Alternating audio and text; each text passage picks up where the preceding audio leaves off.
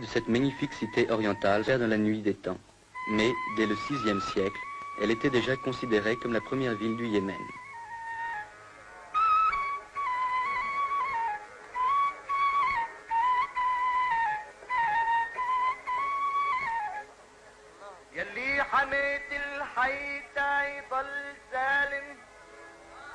Proclamée le 26 septembre 1962, la République, dont on voit ici le palais présidentiel, la confirme dans son rôle de capitale de l'Arabie heureuse. À l'occasion de la fête de la rupture du jeûne, une réception est organisée au palais du gouvernement. Son Excellence Al-Iriani se prête aimablement aux servitudes de la célébrité. Les notables viennent lui présenter leurs hommages, ainsi que le président de la Chambre.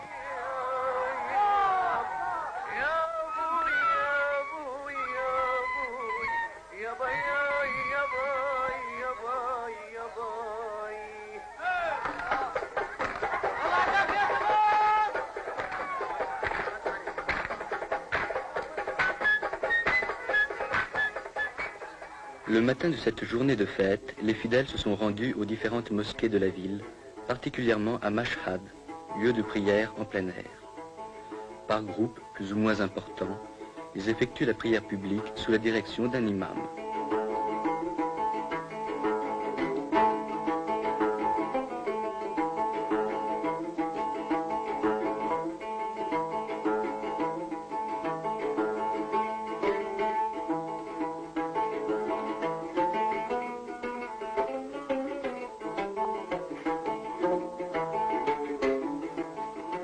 Pour cet ultime voyage, une déambulation dans la partie moderne de la ville est de rigueur.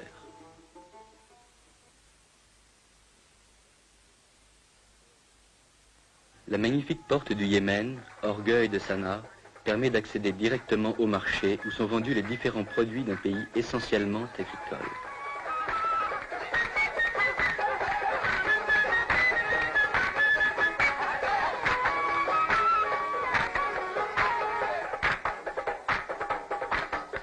Toujours dissimulée au regard, la femme est parfois drapée de noir.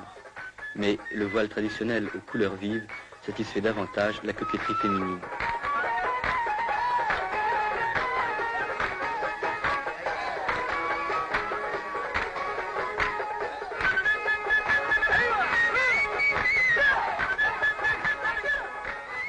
L'artisan yéménite travaille selon des méthodes ancestrales mais efficaces. Ces plats sont taillés d'une seule pièce dans la pierre tendre.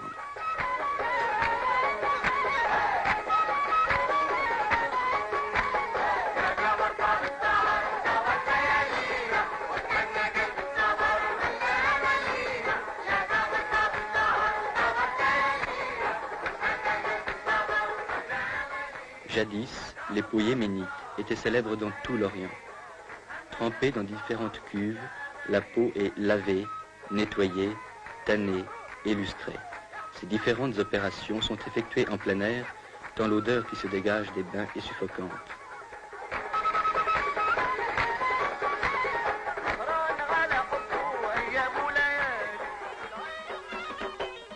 À l'occasion d'un mariage, jeunes et vieux exécutent les pas du Bara, la danse nationale yéménite.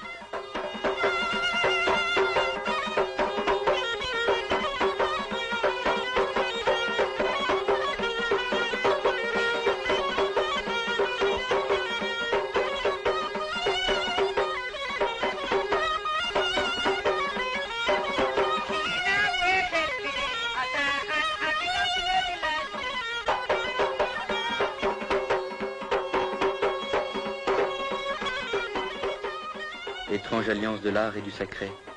Les danseurs exécutent leurs pas à l'ombre du tombeau d'un ingénieur chinois décédé au service du Yémen.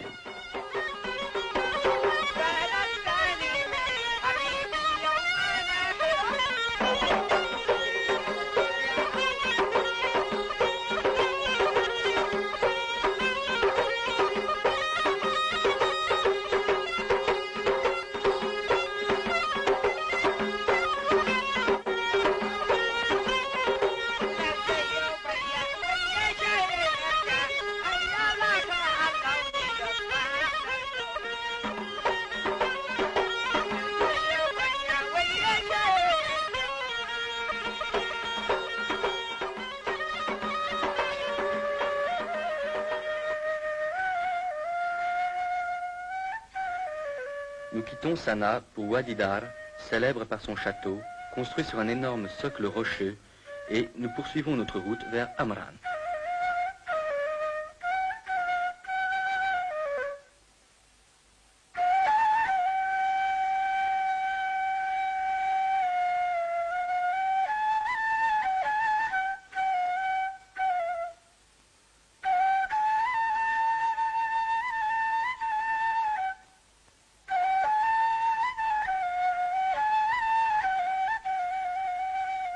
Amran, gros bourg fortifié, garde encore ses anciens remparts en terre séchée.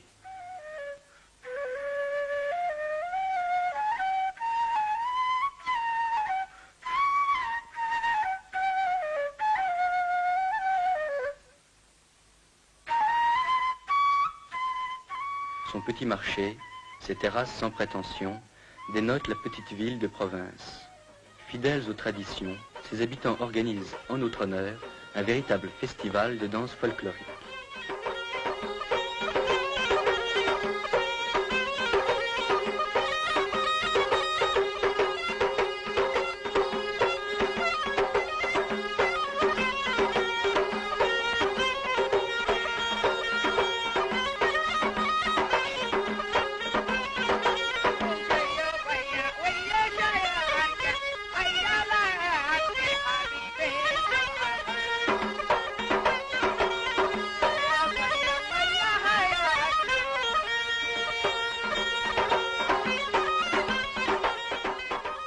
Les danseurs brandissent leur redoutable yambia, enroulent une serviette autour du bras gauche en guise de bouclier et exécutent un pas guerrier.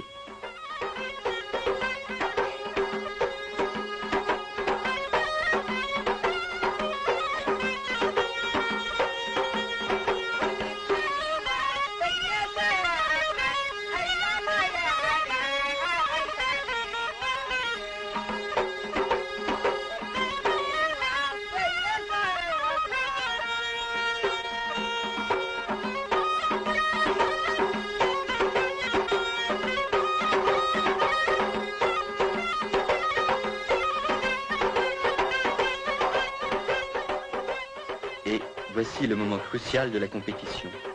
Il oppose les deux meilleurs danseurs du village.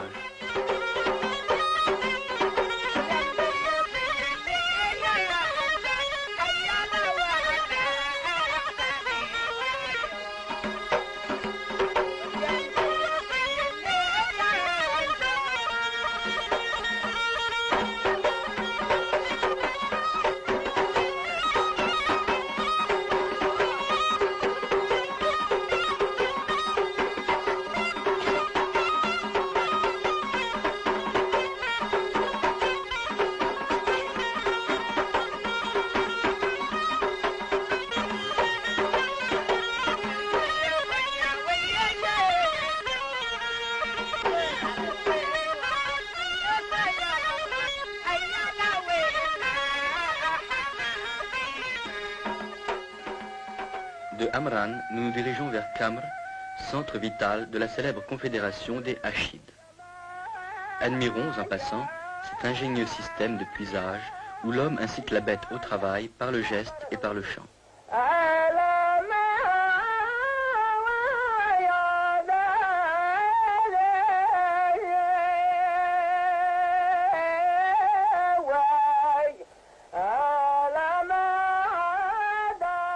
Non loin de la ville, dans une ferme isolée, vivent les tisserands. Ils appartiennent en effet à la catégorie humble de la population. Le tissage est une activité essentiellement masculine. C'est l'homme qui file et fabrique ces magnifiques tapis.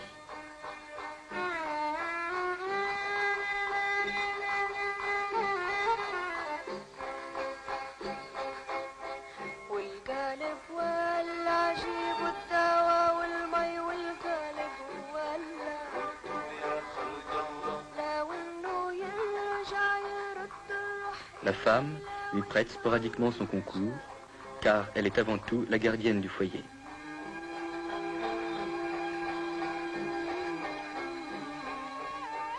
La petite ville de Kamr jouit encore de l'antique droit d'asile. Son marché hebdomadaire, durant lequel on observe une sorte de trêve sacrée, est le plus important de la région du Nord. Les villageois y viennent de loin pour y vendre les produits de leur ferme. Sa population, de 2000 âmes environ, comprend surtout des cultivateurs et des artisans, entre lesquels le mariage est exclu. Les bouchers, comme les barbiers et les musiciens, appartiennent à la même catégorie sociale que les tisserands.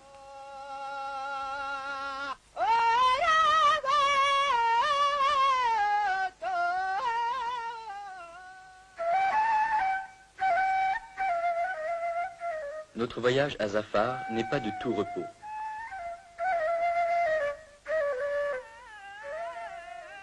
Malheureusement, de l'ancienne capitale des Himeyarites, dont les splendeurs furent souvent décrites par les chroniqueurs, il ne reste qu'un monticule rocailleux. Certaines maisons du nouveau village portent la marque du passé.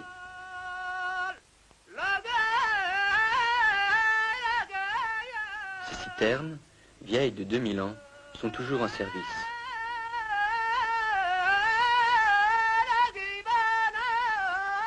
En descendant vers la plaine, le paysage devient moins austère et l'on est agréablement surpris par la fertilité du sol. De loin, on entend le chant ancestral du battage.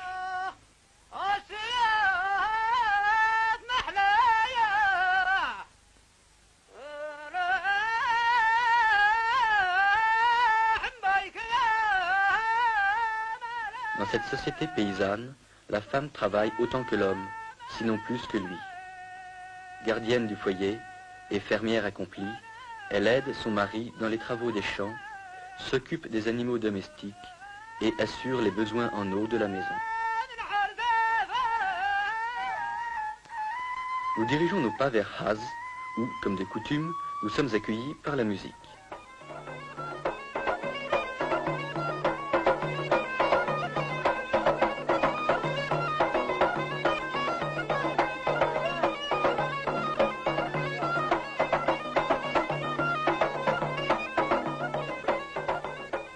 C'est un jour de marché et nous pouvons ainsi admirer le pittoresque des costumes et la variété des produits.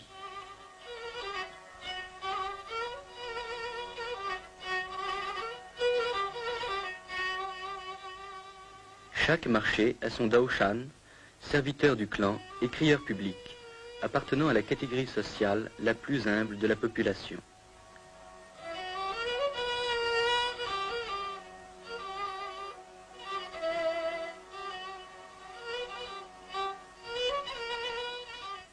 Le marché a aussi son juge, reconnaissable sur ses images à son bâton.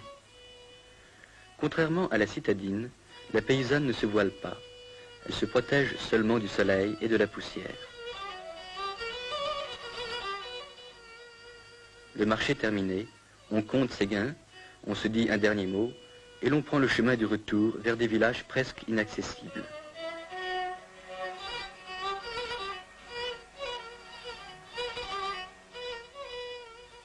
Instinct de défense, car c'est de la plaine qu'on tire ses moyens de subsistance.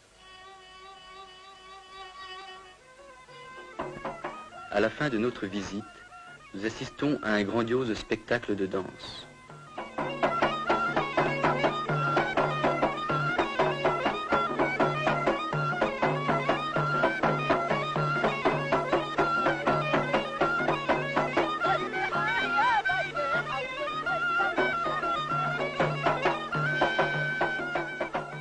Le Yéménite est passionné de danse qu'il considère comme une manifestation de sa sensibilité artistique.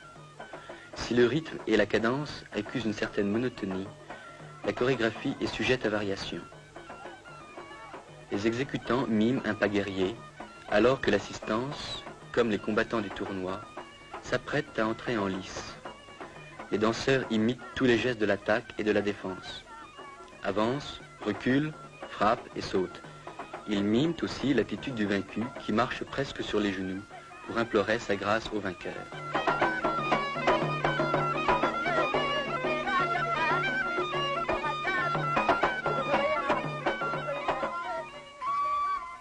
Nous quittons ces paysages austères pour nous rendre vers un site qui respire la quiétude et la fraîcheur.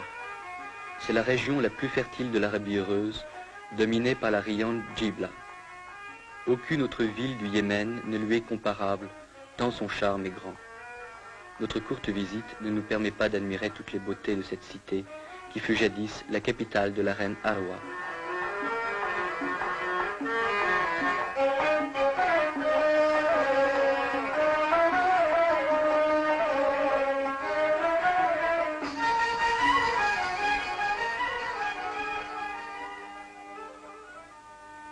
Moins typique que Sanaa, moins fascinante que Djibla, Taïz, la deuxième ville du Yémen, adossée au mont Saber à plus de 1200 mètres d'altitude, l'emporte sur l'une et l'autre par son esprit ouvert au commerce et à l'industrie.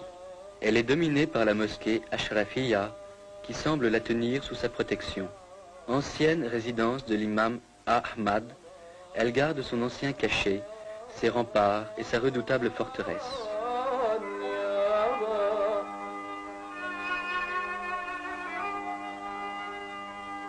Le palais de Salah vibre encore au souvenir de l'ancien souverain. Il en porte aussi la marque. À l'intérieur de ses murs sont gardés les lions du roi, descendants du couple offert jadis par le Négus.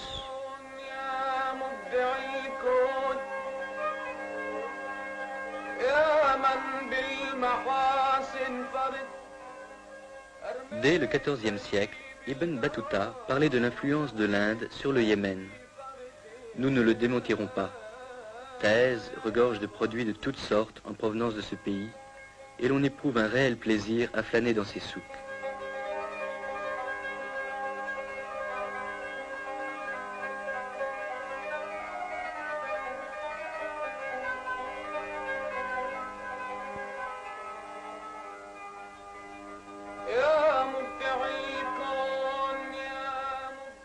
Un dernier coup d'œil et un regard nostalgique vers ces horizons lointains du pays de la reine de Saba.